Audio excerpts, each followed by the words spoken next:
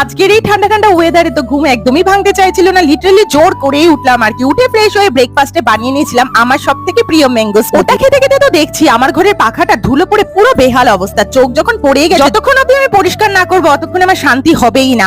ভাই রে ভাই, ওপরে উঠতে গিয়ে তোমার ভয়ই লাগছিল যদি একবার ধুমপটাশ হয়ে যায় তাহলে তো আর রক্ষেই থাকবে না। তারপর দেন চলে আসলাম লাঞ্চের প্রিপারেশন করতে। হাফ রান্না করে এতটাই গরম লাগছিল তাই স্নানটা সেরে বাকি রান্নাটা করে নিলাম। এইদিকে বাবা বাজার থেকে আনিয়েছিল মাছের ডিম। যেহেতু আমি মাছের ডিমের বড়া খেতে খুব ভালোবাসি তাই ফটাফট করে বড়াটা ভেজে নিলাম। আর জানো তো মাছের ডিমের বড়া হলে আমার কিচ্ছু লাগে না, ভাতের সাথে শুধু ওটা দিয়েই আমি খেয়ে নিতে পারবো পুরো। বড়া ভাজা কমপ্লিট। লাঞ্চে ছিল ভাত ডাল মাছের ডিমের বড়া আর ভেন্ডি আলুর তরকারি। খেয়ে দিয়ে তো দেখি ফ্রিজে গিয়ে জাম রাখা আছে। দেখে তো ছোটবেলার কথা মনে পড়ে গেল। প্রায় সময় না ছুটির দিনে বাবা এরকম জাম ভর্তা করে দিত। অনেকদিন পর আজ নিয়ে বসলাম। নুন চিনি চাট মশলা দিয়ে একটা প্লেট দিয়ে ঢেকে একদম এমন ভাবে ঝাঁকিয়েছি একদম ভর্তা হয়ে গেছে। তোমাদের কাদের কাদের ভালো লাগে এই ফলটা অবশ্যই বলে। দেখা হচ্ছে নেক্সট মিনি ব্লগে, ততক্ষণে বাই।